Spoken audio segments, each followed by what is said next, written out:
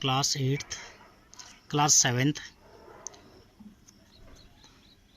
प्रश्नावली 2.1 का आज हम क्वेश्चन नंबर जो 2 है उसको हल करेंगे। तो क्वेश्चन नंबर 2 इस प्रकार से है, निम्नलिखित को आरोही क्रम में रखिए। तो हमारे पास है आरोही क्रम में रखना हमने। तो इसका फर्स्ट पार्ट है जो 2/9, 2/3 और 8/21 को अवरोही क्रम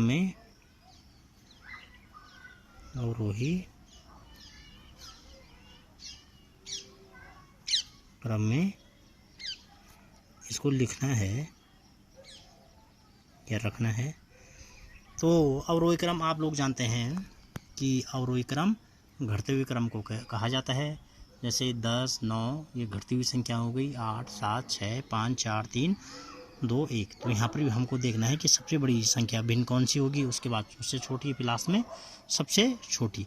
तो यहाँ पर इस प्रकार अभी क्वेश्चन आपके पास है, आप बता नहीं पाएंगे कि कौन सी भिन्न सबसे बड़ी है और कौन सी सबसे छोटी, क्योंकि इन भिन्नों के जो अंश हर हैं वह क्या है, असमान भिन्न के रूप में हैं। तो इन भिन्नों के जो अंश हर हैं, हर को हम हर यहाँ पर इसका 9 है, इसका 3 है और इसका 21 है। तो इनको हम समान भिन्न के रूप में परिवर्तित करेंगे। तो इसके लिए हम इसका एलसीएम ज्ञात कर लेते हैं। तो 9, 3 और 21 का एलसीएम हम यहाँ पर ज्ञात कर लेते हैं। तो 9 में 3 का भाग जाता है, 3 3 9, 3 एकम 3, 3 6 18, 3 7 21। फिर 3 अभाज्य संख्या है, 3 का भाग 3 में ही जाएगा, 3 एकम 3, 1, इसमें 3 का भाग 7 में नहीं जाता है। फिर 7 भी अभाज्य संख्या है, 7 में 7 ही का भाग जाता है। तो इनका गुणा हो जाएगा, 3 3 9, 9 7 63। तो अब हमको इसको भी 63 बनाना है, इसको भी 63 और इसको भी 63। तो हम क्या करेंगे, इनका एलसीएम यहाँ पर 63 ले लेंगे। तो ऊपर 2 है, नीचे हर में 9 है, तो 2 गुणा गया 9 का भाग जाता है 63, 9 7 63। फिर बीच में कॉमा लगा है हमारे पास, अंश में 2 गुणा गया 3 का भाग 63 में, 3 दूना 6, 3 एकम 3, फिर कॉमा 8 और 21 तियाँ 63। तो ये हो जाएगा 7 दूना 14, 21 दूना 42 और 8 तियाँ 24। इसके बटे में भी 63 और ये भी 63 और 63। तो यहाँ पर आप देखेंगे हमारे पास अंश में जो सबसे बड़ी संख्या होगी वह सबसे बड़ी होगी और जो सबसे छोटी होगी अब वह सबसे छोटी। ऐसा क्यों? अब हमने ऐसा इसलिए कि हमने इनको समान भिन्न के रूप में इनके जो हर थे वो परिवर्तित कर लिया है। तो अब अंश को देखेंगे तो यहाँ पर 42/63। अब अवरोही क्रम में लिखेंगे हम इसको, अगर अवरोही क्रम क्या हो जाएगा इसका, 42/63 सबसे बड़ी हो जाएगी भिन्न, 24/63 उसके बाद उससे छोटी और फिर 14/63 सबसे छोटी। तो 42/63 किसकी जगह में आया है, 2/3। तो 2/3, फिर उसके बाद कॉमा, उसके बाद 24/63, 24/63 8/21 की जगह में आया है, तो 8/21 और लास्ट में 2/9। तो ये हमारे पास इन भिन्नों का अवरोही क्रम हमारे पास हो गया है। इसके बाद इसका सेकंड पार्ट है 1/5, 3/7, 7/10। इसको भी हम क्या करेंगे, अवरोही